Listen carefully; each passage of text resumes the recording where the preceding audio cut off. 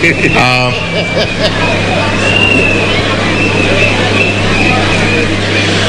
behalf of the family, once again, I take this moment to invite CS Owalo to come and read the message of condolence from His Excellency President William Ruto. Thank you very much, CS, for coming, and we appreciate your presence here. And by the same token, I know there's going to be a vote of thanks, but we want to acknowledge the assistance that we have received from the government of Kenya. We also want to acknowledge the assistance that we received from the Prime Minister, and we want to acknowledge the assistance and kind support also we received from His Excellency, the fourth President, and all the support that we have received from current cabinet secretaries and former cabinet secretaries. Thank you, sir.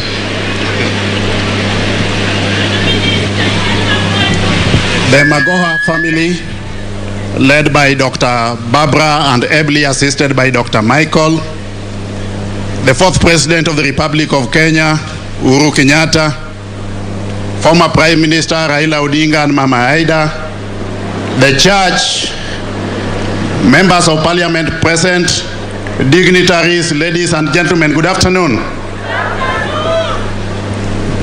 Indeed, I've known this family for close to 30 years.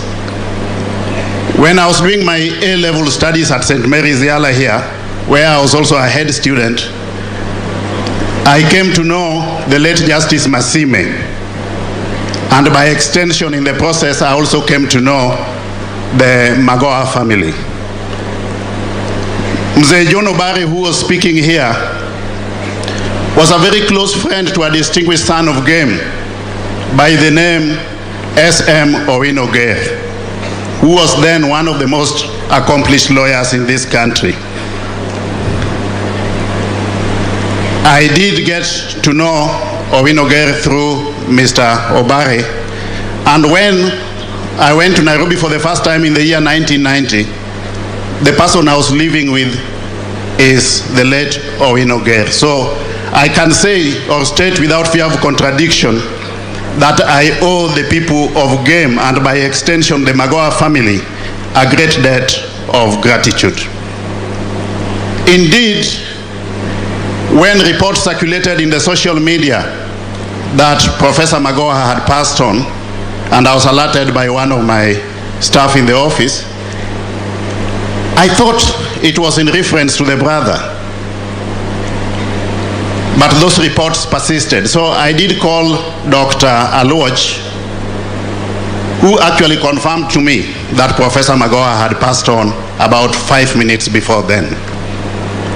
Subsequently, I sent a text message to President William Ruto, who was out of the country, to alert him of Professor Magoha's death. And indeed, he called me back within a couple of minutes to confirm whether it was true that Professor Magoha had actually passed on, because it was barely 2 weeks when we were with him at State House. So I confirmed the same to him, and he told me, or he instructed me, to reach out to the Deputy President on his behalf to get further guidance as to how the current government and by extension cabinet could respond to that sad state of affairs. I was instructed by the Deputy President then to reach out to the family so that we could collectively become part and parcel of the preparations of that sad journey.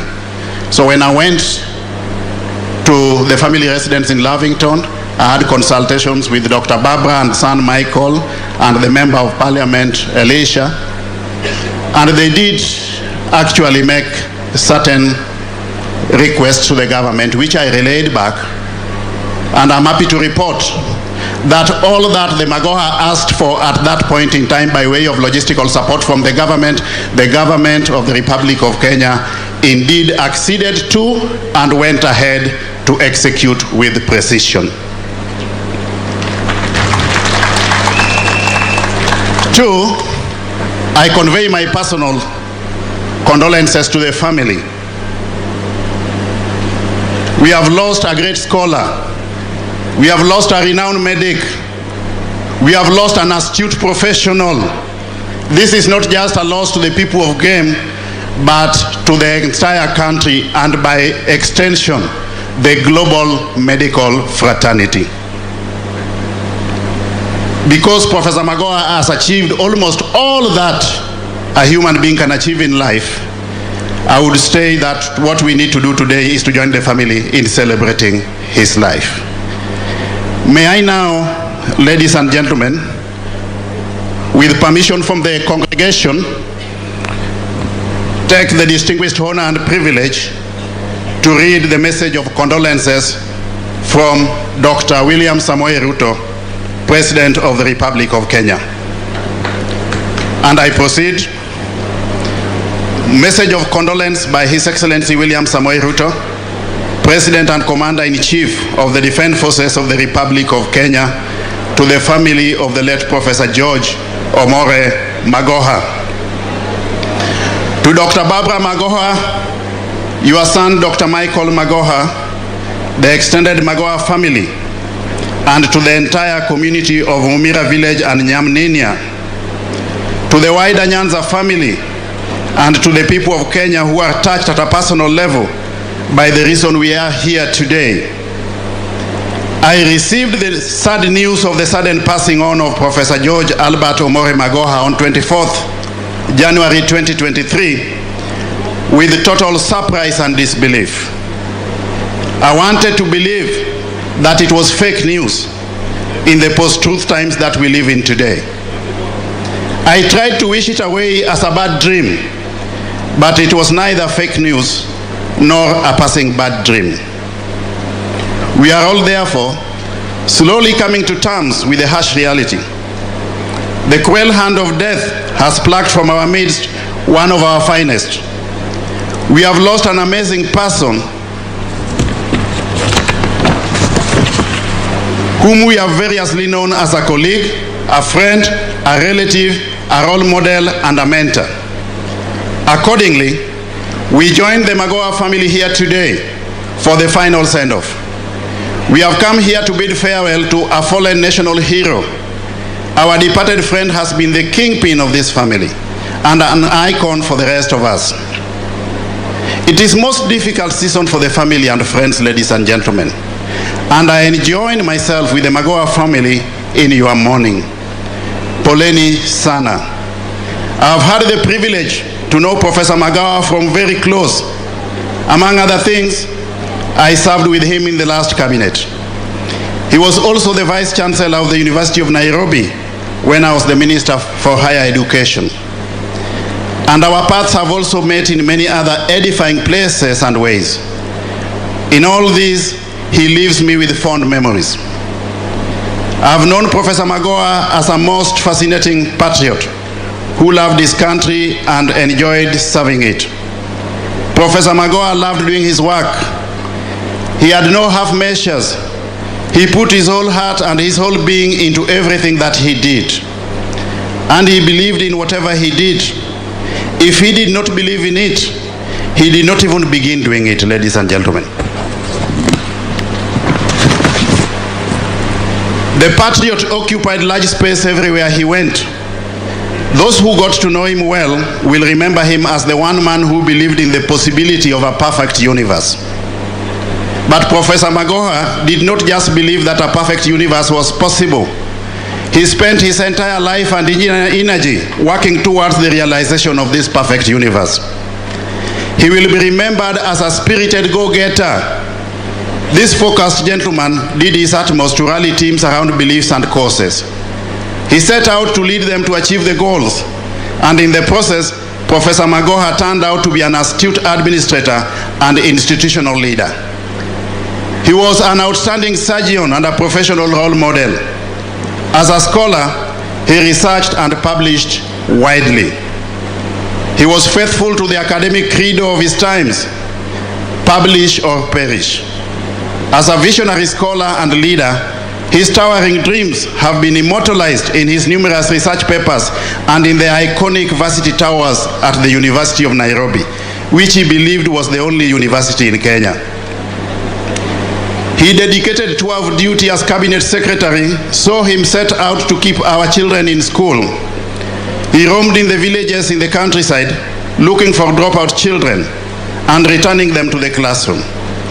He visited individual homes in the slums and informal settlements to find out why children were not in school. He was at his happiest whenever he tracked down one child and returned them to school. Professor Magoha loved order, industry, and results. Once his eyes were fixed on the final prize, nothing could sway or discourage him. He was especially impatient with laziness and irresponsibility. He could not entertain mediocrity. He would speak plainly when taking to task the lazy and the irresponsible. He especially had no time for avoidable slowness of mind. He did not hesitate to call out the culprit in plain language. I will always remember Professor Magoha as a thought leader, an energetic worker, a frank man who did not know how to mince his words. I will recall him as a compassionate colleague who stood with those around him in difficult times, and as a conciliator who believed in dialogue as the best intervention in cases of conflict. I will remember his focus, great sense of humor, and his attention to sense of occasion too. Such is the kind of person we have come to pay our last respects to, fellow Kenyans. A man who grew to be bigger than the family space could hold, nor could this village hold. Nyanza could not hold him, game could not hold him, and indeed Kenya could not hold him, and Kenya didn't. Magoha was a citizen of Africa and the entire world. He now belongs to the ages and rests with the sages. We who believe in resurrection and eternity know that he has moved on to everlasting consciousness. We therefore thank God for his life and for the promise of the life to come in the foreseeable future. We thank God for giving to us Professor Magoha and for the privilege of having been a part of this universe in this life. We certainly look forward to meeting him again in resurrection. Meanwhile, Dr. Barbara and the entire Magoha family, I say once again, poleni sana.